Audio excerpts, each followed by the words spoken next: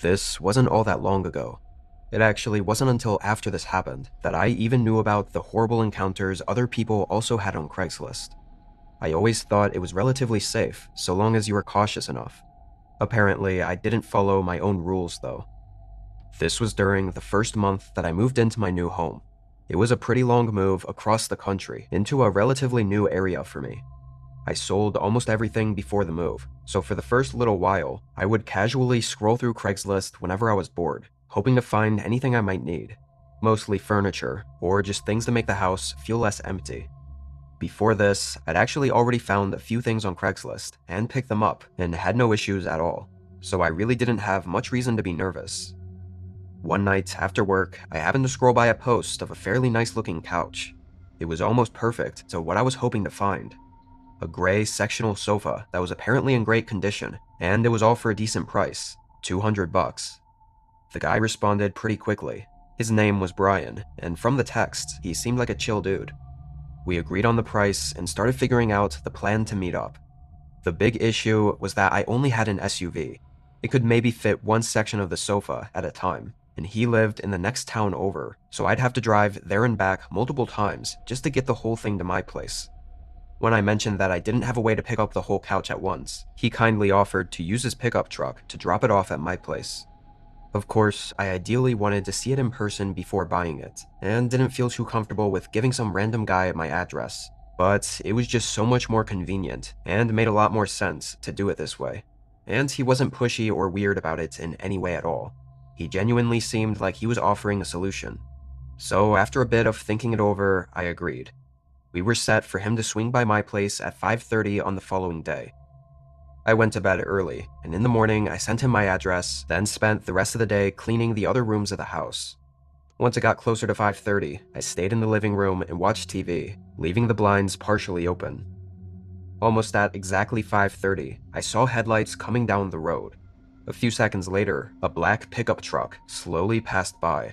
As they did, I noticed that there was no couch in the bed of the truck, so I figured it was just a neighbor or something, and continued waiting.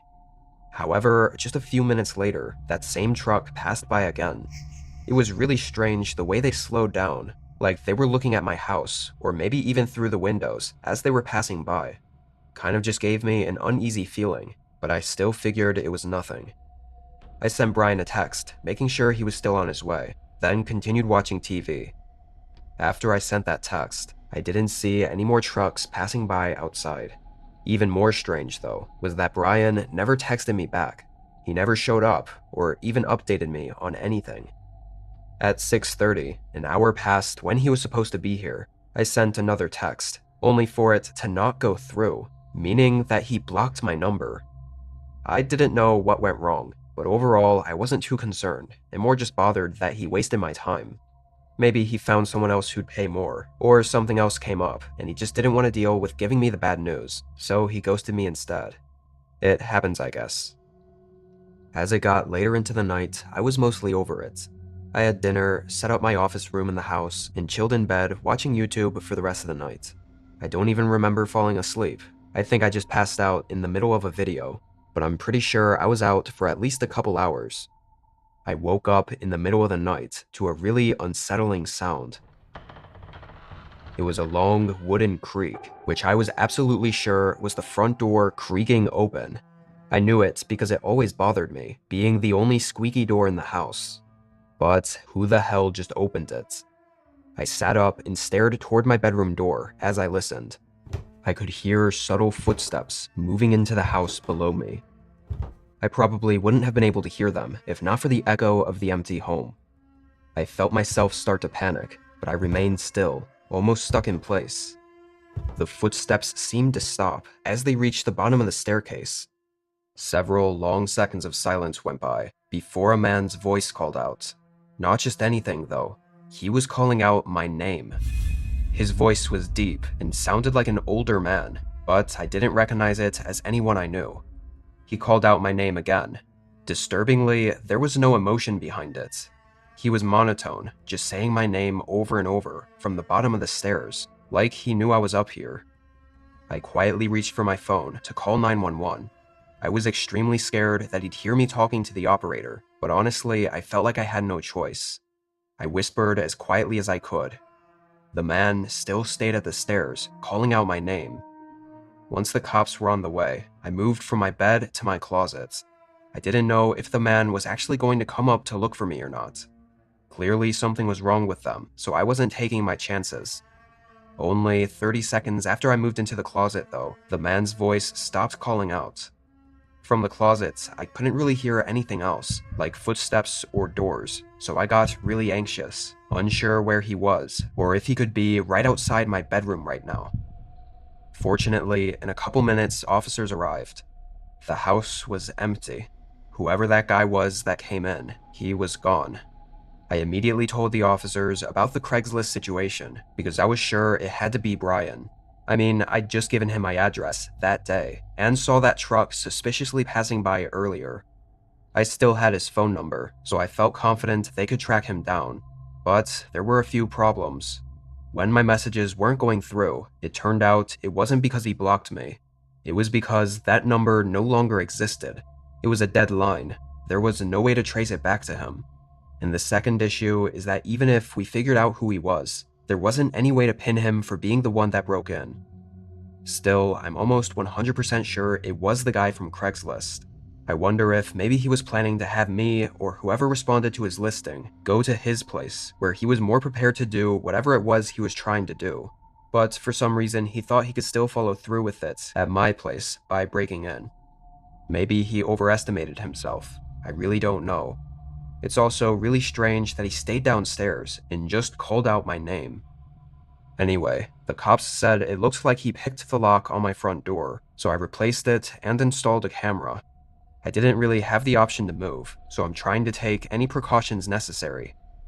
Nothing has happened since. Every once in a while, I find myself looking through sites like Craigslist, eBay, and other similar ones for random things I might want or need. It was kind of like online thrifting, just something fun to do, and sometimes even got me great deals on stuff I wouldn't have bought otherwise. This was in 2018, so a pretty long while ago. I had found a few things on Craigslist that I was interested in. The listing showed a bin full of home decor, like candles and picture frames and just cute decorations for around the house. My apartment was pretty bare bones, so I thought a bunch of random decorations could liven up the place. I messaged the woman, April, and she was super kind. Basically, she said she was moving and wanted to sell off all the stuff she didn't want, or thought might break during the moving process. Her goal was just to get rid of it all, so she didn't mind selling them for dirt cheap. She said for $20 she'd be happy to let me pick out whatever I wanted, or even everything, if I wanted all of it. We agreed to meet at a nearby parking lot after she got out of work at 6 on a Thursday night. I got out of work at 5 that day, so I just went straight there from the office. The place we agreed on was a parking lot for a grocery store, which was pretty busy around that time. There were a bunch of people coming and going. I texted April what my car looked like and where I was in the lot, then just waited. It was the middle of winter, so I had the car blasting heat and was hoping she'd get here sooner rather than later. But I got a text just a few minutes after I got there, saying she was getting out late and was hoping I could possibly meet up closer to her. Obviously, this was a bit frustrating, but she seemed really sorry, and if it ended up saving both of us time, then I guess it wasn't too big of a deal for me to drive a little bit more. April sent over the address to another parking lot that was closer to her, so I just put the address into my GPS and started driving there. I hadn't been over to that side of town very much, so I wasn't sure exactly where it was taking me. The drive was about 15 minutes. Even though it was only about 6:30 when I got there, because it was winter, the sun had already set and it was fairly dark out. But what made it even more dark was that all the buildings in the parking lot had their lights off. Essentially, it was a small lot for an outdoor strip mall, but it was empty and nobody was there except for one car parked on the far edge near the end of the parking spaces. Something felt off about it as I pulled in. April mentioned she had a red Toyota SUV, which was the one car that was parked over there, so I drove over and parked just a few spaces away. The contrast between the busy public parking lot she chose before to now this deserted, empty lot was really strange. I told myself I'd just see how it goes, since I was already here, and if anything makes me feel too weird, I'd dip out. I got out and stood by my car, waiting for April to get out as well. I realized as I stood there, I couldn't see into her windows. They were maybe tinted, but also the lighting made it difficult to see through. But while I was standing out there in the cold, I started to feel increasingly less comfortable. I was only out there for maybe 15 seconds before I was about to decide to get back in and leave, when their door opened. But a man got out. He looked like he was in his 30s, with dark hair and a heavy, tan winter jacket. He quickly explained that April couldn't make it and was held up at work still, so he was here to give me the stuff from Craigslist. I thought this was super weird, and that I would have gotten a text if that was the case. It felt like that information was hidden from me until I'd already showed up. In my hesitation to respond, he also mentioned that because all of the hassle, he'd let me take everything for free if I'd like. He smiled as he opened up the trunk and stepped back, motioning for me to come over and look. I didn't exactly know the best way to leave, but I was sure I was not going to go over there. Maybe if this were all in a more public place, I'd be less skeptical. But out there, where nobody else was around, I was really unsettled. I quickly started going back into my car, as I said I was just going to call April really quick, just to make sure. His smile faded as I walked back and got my car. I opened my messages, then called April's number. A few seconds later, the muffled sound of a phone ringing came from outside. I looked over. He slowly reached into his pocket and ended the call. My stomach dropped. In an instant, he started hurrying up to my door as I turned my car on and sped out of there. I was almost sure that this was all a setup, and there never was anyone named April. It was likely that man behind it the whole time, just pretending to be an innocent woman selling decor in hopes to lure in other girls like me. I can only imagine what would have happened had I gone over toward the open trunk of his car.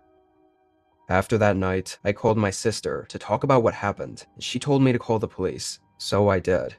However, since nothing really happened, and there's technically no crime for pretending to be a girl named April, although suspicious, they couldn't do anything about it. To me, it's very clear this was a setup that likely had horrifying intentions behind it. I really just hope nobody else fell for it. For the last several years, I've lived a normal life in the city. It's where I stayed pretty much all day, every day. I owned a condo just a couple miles from where I worked, so everything was very convenient, and there was no reason to leave the area. This week, however, I had a couple issues with my condo that were starting to really bother me, and hiring someone to fix them would have been way overpriced. But I had no tools myself, so to save as much as possible, I went on Craigslist to see if anyone was selling some second-hand toolkits. It was about time I get one anyway. Surprisingly, there were a ton. Some were worse deals than others, but I just needed some basic stuff, so I kept looking until I found something that seemed decent. A lightly used toolkit with everything I needed, for a respectable price. I sent an email, and within just 15 minutes, we were set to meet up. The guy said that I could come by his place and pick it up tomorrow, whenever I was available. I worked until 7, but I usually like to stay up anyway, so I was good with it. His address was pretty far though, at least for me. It was 45 minutes outside of the city, in a very small town that I somehow had never heard of. On the satellite view of maps, it looked like just 100 or so houses clumped up in one area. Come the following day after work, I made the drive out of the city. The roads were pretty empty, and honestly kinda nice once I was away from all the buildings. It was well past sundown when I started getting close. It looked like mostly wooded areas, with just a few gas stations and shops around. The neighborhood I pulled into was sketchy to say the least. All the houses were mixed in with the forest, and they were clearly very old. They looked like they had been there for over 100 years, and really hadn't had any renovations. Some looked abandoned for sure. This had me a little put off as I continued through the wooded road, and finally got to the address the guy sent me. It looked no different than all the rest of the homes. Small, old, and barely standing. Although I felt a little uneasy about this neighborhood, it was in the back of my mind that I was very much from the city and wasn't used to places like this, so I thought it might have not been as bad as I was making it out to be. I parked on the end of the driveway and stepped out. Right away, I noticed how quiet it was. It was so quiet that it felt unnatural. No people outside, or sounds coming from any of the houses, or even cars driving by. Just dead silence. I walked up to the house and knocked on the door. As I stood on the porch and waited, I had this strange feeling that made me keep looking behind me. But after a minute, the door opened. The guy that answered was about average height, with longish brown hair and an unkempt beard. He definitely didn't look the most put together. He showed me inside and over to the living room, where sitting on the couch, there was a thick tool bag holding all the tools that he was selling. One thing that made the whole situation feel more eerie was that there were basically no lights on in the house. There was only a single lamp in the living room that barely produced anything more than shadows. Also, as we walked into the living room, I noticed the back door by the hallway was hanging on its hinges, like completely broken in the doorway leading outside. I didn't exactly know what to look for when it came to the kit, but honestly, I just wanted to pay for it and leave. I pretended to look through it, but just pulled my cash out and turned around to hand it to him, when I noticed he wasn't there. The room was empty. Where the hell did this guy go? I called out for him, but the house was extremely quiet.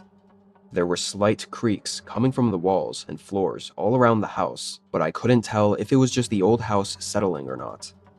I felt my adrenaline spiking. I think my gut knew this was really bad. I called out one more time for him as I slowly made my way back to the front door, leaving the tools behind. Just when I got into the hallway though, someone was standing there. It was a different guy. I couldn't see him well because he was standing in the shadow, but I could tell he was noticeably taller and wider than the other guy. "I was just heading to my car to grab some money, if that's alright," I said casually, hoping he'd just move out of the way and let me go. He didn't answer. The way he was standing was like he was intentionally blocking the hallway. I stood there trying to think of what to do, but just a second later, I heard a creak to my right. I turned my head. The room beside me was pitch black. If I had to guess, I think it was the kitchen, but it was honestly so dark in there that I couldn't tell. Somehow in that moment, my survival instincts just kicked in, and I sprinted to the broken back door I remembered seeing. As I ran out of the house, I heard several loud creaks that definitely sounded like footsteps running behind me. Thankfully, the house didn't have a fence, so I was able to just run right around and back to the front. As I was running back up to my car, someone jumped out from behind it and started running away. I didn't know what they were doing, but I knew I had to leave, so I just unlocked it and got in, then floored it out of there. I was still under the adrenaline rush for a while after that. I'm pretty sure there were multiple people in that house, and that one of them was trying to either break into my car or prevent it from running, so I couldn't get away. I can't say exactly what they intended to do, but if I didn't get out when I did, I'm not confident I ever would have.